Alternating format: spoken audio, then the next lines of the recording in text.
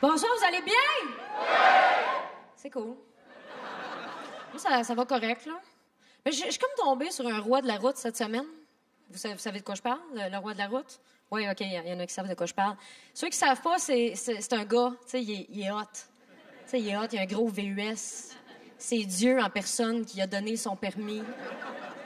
Tu sais, il peut faire ce qu'il veut, là. Tu sais, lui, il attend pas aux lumières rouges en file avec tout le monde. Non, il se met à droite puis il coupe tout le monde. Puis là, il roule à peu près à 20 km/h sur la ligne pointillée, bien tranquillement, pour imposer son rythme de vie. C'est comme c'est ma route, c'est ma vie, oui. Je parle au cellulaire en frenchant ma blonde en même temps, oui, c'est ma vie. Pout, ôtez-vous de ma route, bande de prolétaires, c'est ma vie. Lui, OK? Et je l'ai vu faire quelque chose. Si jamais vous avez déjà fait ça, applaudissez-vous pas, OK? Il y a un piéton qui traversait la rue où il n'y avait pas d'affaires, puis il a accéléré. C'est comme pour lui dire, c'est moi le boss, c'est ma route, c'est ma vie. Tu sais, ôte-toi de là. Moi, j'étais comme, ben voyons. Tu sais, même si ton pare-brise en avant, là, il y a un contour en plastique avec une vitre dans le milieu, c'est pas un écran de TV, là.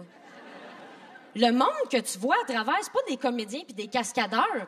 Si t'en frappes un dans les genoux, il fait pas un vol plané dans une pile de boîtes en carton, puis après ça, il s'en va dans sa loge enlever son faux sang. Non, il meurt. Puis même si le piéton, il est dans le tard, là, il n'y a pas d'affaire là, OK? T'es dans une boîte en métal. Il est en jeans. T'as gagné.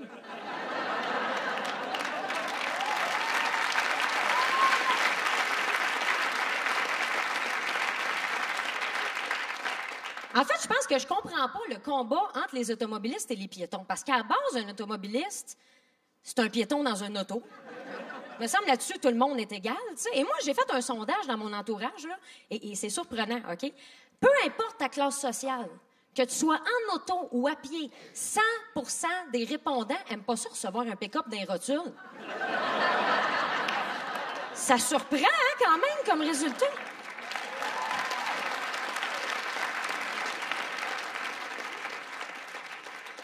Mais je comprends qu'on soit devenu déficient au volant. Tu sais, je le comprends. Chaque année, sur l'île de Montréal, il y a 18 000 nouvelles autos, mais aucune nouvelle route.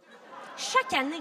Fait que dans le fond, Montréal, c'est comme un obèse qui mange tout le temps, puis qui refuse de s'acheter des nouvelles culottes. Tu sais, à un moment donné, ça commence à être serré, là. Mais c'est fou, sérieusement. Le trafic commence à 2 heures de l'après-midi, finit juste jamais. Moi, je pensais qu'il y avait du trafic le matin. Non, c'est des restants de la veille. Tu fais juste toujours le même trafic. Et là, à cause de ça, le gouvernement essaye de nous convaincre de prendre plus les transports en commun puis de délaisser notre auto, tu sais. Je veux bien prendre le transport en commun, là. Mais le métro de Montréal, il est tout le temps brisé. Il date de 1967. Il brise tout le temps à l'heure de pointe.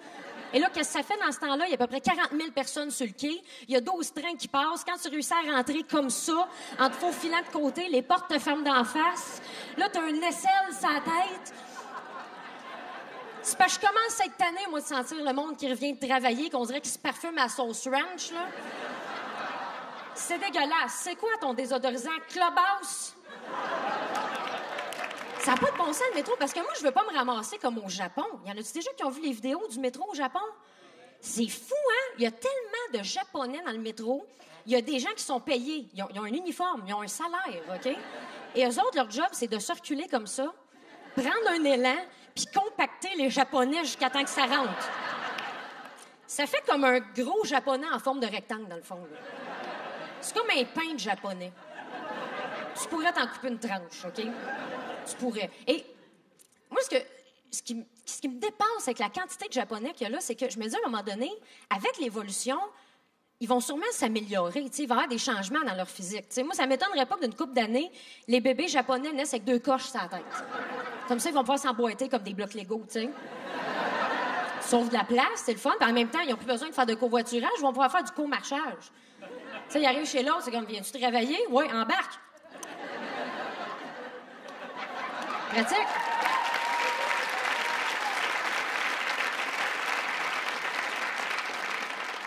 Et je sais pas s'il y a des Japonais que ça fait pas longtemps qui sont arrivés au pays puis qui ont encore la mentalité du métro japonais puis qui sont toujours comme à l'affût, mais surveillez-les de très près dans le métro, OK? c'est des machines. L'autre jour, je rentre dans un wagon, puis il y a un banc de libre, tu sais. Fait que j'entends la procédure de m'asseoir, tu sais. Vous savez comment ça marche, là? On plie les genoux, comme ça, on les fléchit. Et là, quand je suis comme ça, il y a un Japonais qui se faufile en arrière de moi, puis il me vole ma place. Mais moi, je le vois pas, fait que je continue ma manœuvre, tu sais. Puis je m'assois sur le Japonais. Là, il y a comme un petit malaise de 3-4 secondes, tu sais. Le malaise de... je suis assis sur quelqu'un, moi, là, tu sais. Fait que je me lève, tu sais, puis je le dévisage violemment, avec des yeux qui tuent, tu sais. Puis lui, il fuit le regard un peu. Là, j'essaye de le pogner. Je suis comme, hey, c'était mon banc, ça? Là, il se lève, il est comme, excusez-moi, pardon. Ben oui, mais à quoi tu t'attendais?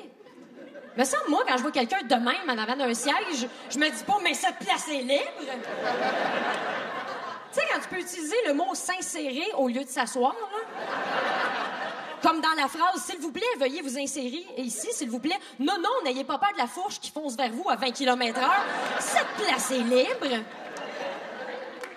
Fait que le confort dans le métro nous donne pas envie de délaisser notre auto. Tu sais, on a quand même le goût de la prendre. Mais moi, j'ai une bonne solution pour réduire le nombre d'autos sur les routes. C'est simple, il faudrait que les autos soient moins confortables. Parce que moi, dans le temps que j'avais mon auto de marde, OK, qui calait à chaque coin de rue, toutes les portes étaient gelées l'hiver, il fallait rentrer par le coffre en arrière. La suspension était finie. Si j'avais le malheur de pogner un trou avec un café dans les mains, je m'ébouillantais au 3e degré. Quand j'avais cette auto-là, ben je le prenais, le métro, tu sais. Parce que là, on est rendu avec des mini-maisons. Nos autos sont trop confortables, on a toutes. T'as une prise à iPod, t'as le cellulaire intégré, t'as le volant, le miroir, le banc chauffant. Il y en a qui ont des coffres à gants frigidaires. Il y a des écrans DVD. C'est parce que t'es plus dans une auto, t'es dans ton salon, là, tu sais. T'es assis, bien relax, tu chauffes de partout. Tu t'endors presque. Tu te pognes un petit rafraîchissement. Il y a un petit film qui joue en background. Puis là, bang, bang, bang, tu te fais couper par des chars dans ton salon. Tu sais, je comprends qu'on devienne agressif au volant.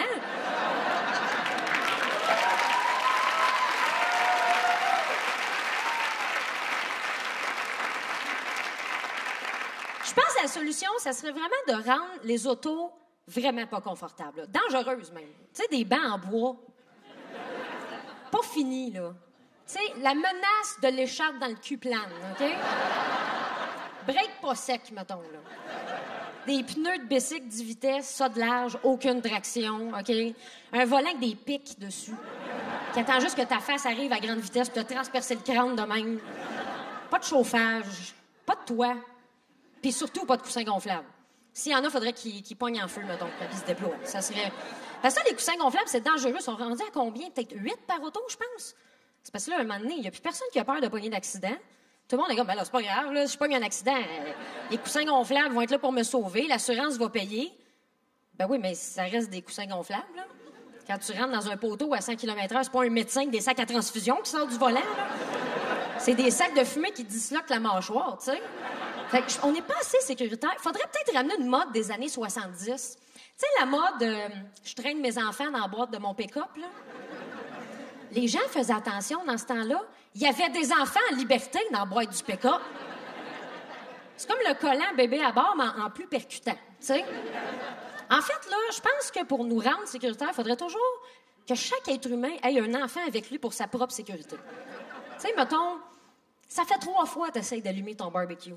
T'as pas fermé le gaz encore, tu t'enlignes pour une 4e. Pose-toi la question, le ferais-tu avec un enfant dans tes bras? Tu t'en vas couper des branches d'arbres en plein orage, t'accotes ton échelle directement sur un fil électrique. Pose-toi la question, tu sais, le ferais-tu avec un enfant dans tes bras?